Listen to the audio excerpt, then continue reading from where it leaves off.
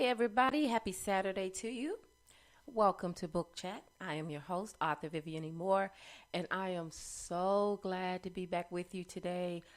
Last Saturday, I do apologize, but I was under the weather.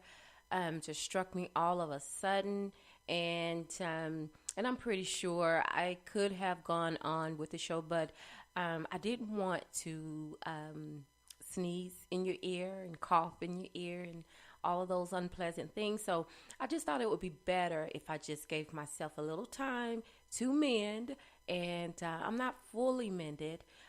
So you may hear a little throat clearing throughout the show today, but I do apologize in advance for that.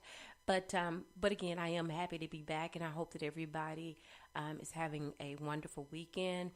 We always look forward to having weekends off, and to those who do have to work on the weekend. I'm sorry, I really am, and wish you could enjoy Saturday and Sunday off like the majority of the public. But I do understand that sometimes people have jobs that does not allow them to be off on the weekend. So my heart and my prayers go out to you. Second thing on the list, have a holiday coming up, Thanksgiving, and I am so excited about that. I love Thanksgiving. I had to run out to the market today to get to pretty much buy all of the side dishes and vegetables and all that stuff, everything that we'll be having for the meal. I had to get that stuff today, and let me just tell you, everything in the store, this is my gripe session, I'm sorry. Everything in the store was increased by at least $1. Things that you normally go in and buy pretty much every day, but for some reason they wait until the holiday season to boost the prices up, and that is so unfair. But I guess that's just the way it is. You have to make money, so all in the holiday spirit, I guess. I don't know, but anyway. I hope that you're ready for today's show. And you know how we do it. I always want to give out these URLs before we start talking about the show. So if you need to, go ahead and grab yourself a piece of paper and something to write with. Go ahead. I'll wait for you. And just raise your hand when you're finished. Already? Oh, okay, great. Cool. That was fast. Okay, so here we go. So the first one, of course, is to my Spreaker account.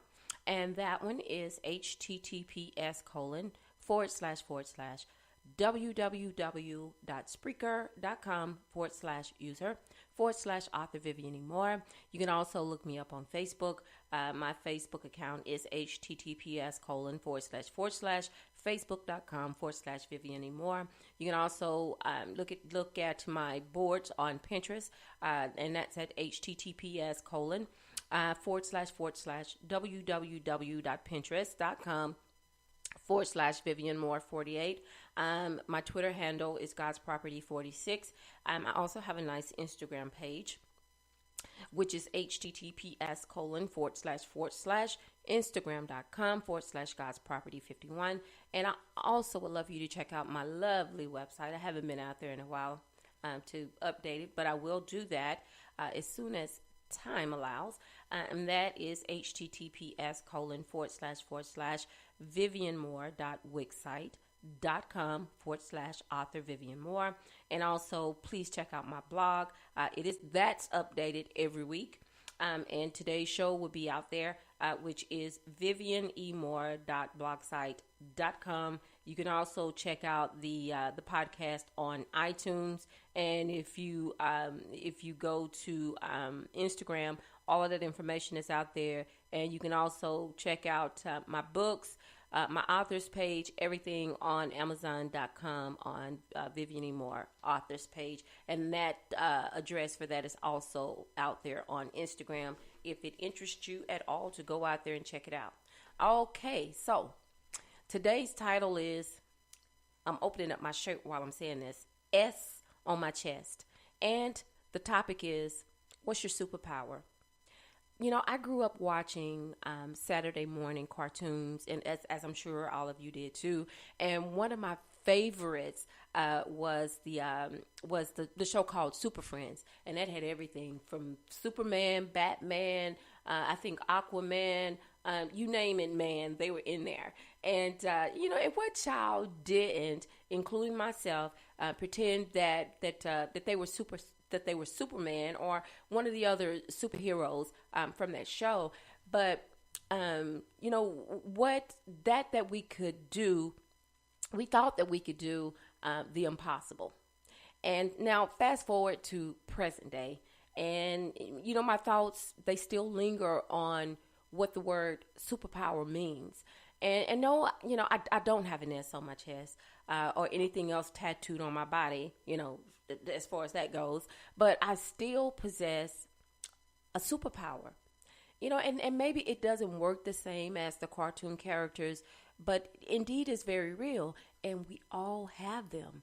Maybe you may not be aware that you do, but you do. You see, my powers, as well as yours, come from a supernatural source. I can't fly.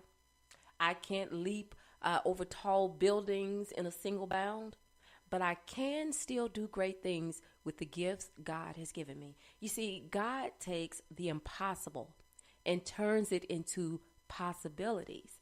We all have been gifted with certain abilities. Maybe you haven't realized what your specific talents are because they haven't been tapped into yet, but they are there and hidden just below the surface.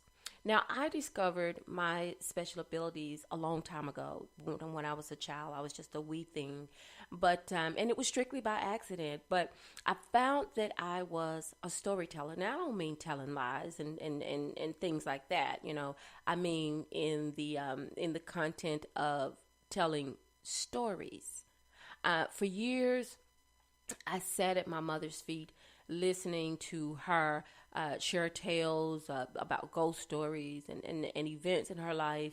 And she told all of these things just from verbatim.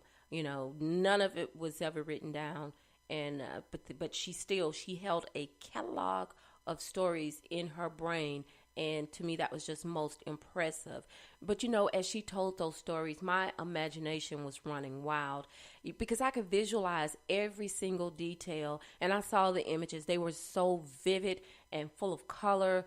And they were about people that I had never met before, outside of this fantasy world that my mother created when she told these stories.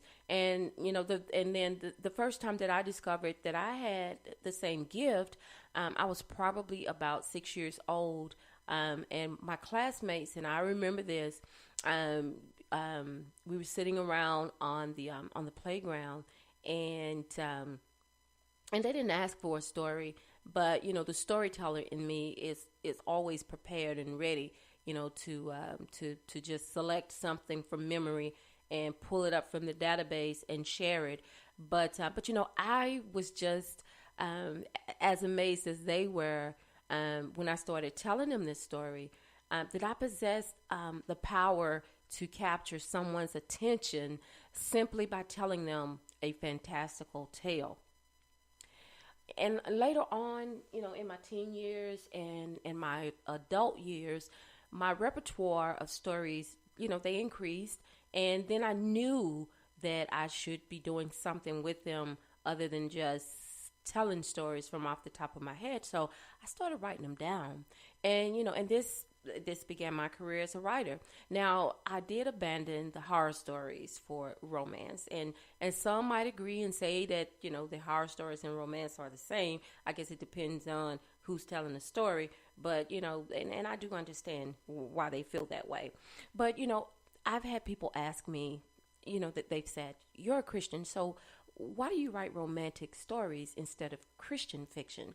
Well, my response is that I write about what I know and what's in my heart.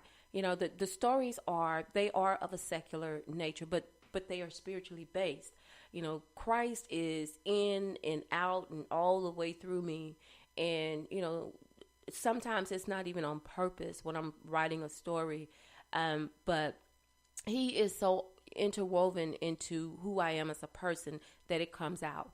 I mean, just totally involuntary, it comes out, because sometimes I can go back and read some of the things that I've written, and I'm like, wow, where did that come from? I don't even remember writing that. But it just goes to show you that when something is in you, it will come out, good or bad.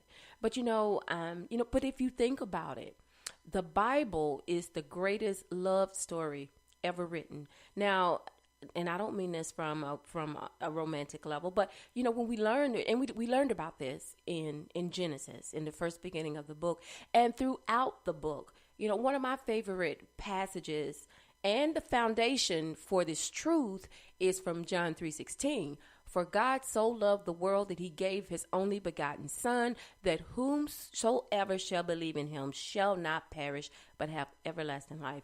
Now, if that is not love, you tell me what it is.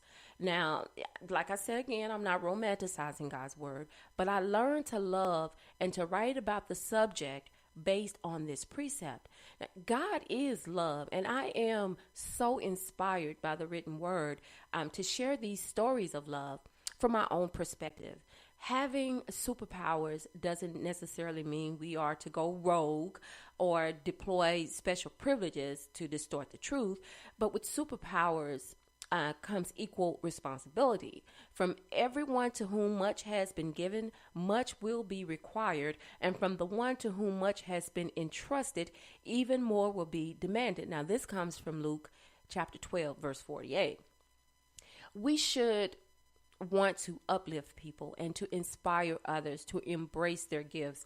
Superpowers does not mean superhuman. Therefore, we have to be careful as to how we approach the gift. Now, I want you to critique your abilities, to list your accomplishments, and focus on your strengths and your weaknesses. Just to clarify, the superpower comes from within. It is not visible by the naked eye. It is a presence of mind and not anything that we can wield physically except by the instruments allowed.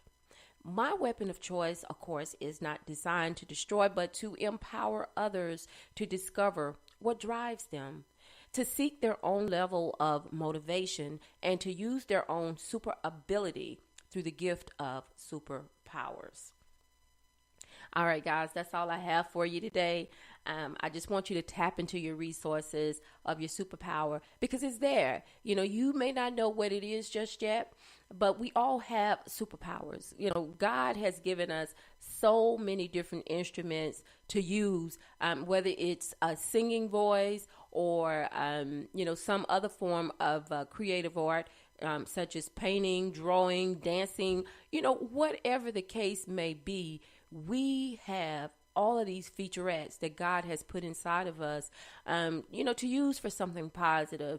And, and sometimes you have people who they tend to abuse the gifts that has been given to them. And that's not good, because just as they were given, they can be taken away. So you need to remember that also when you're thinking about doing something bad with the good God has given you. Use your gift to do good and not bad.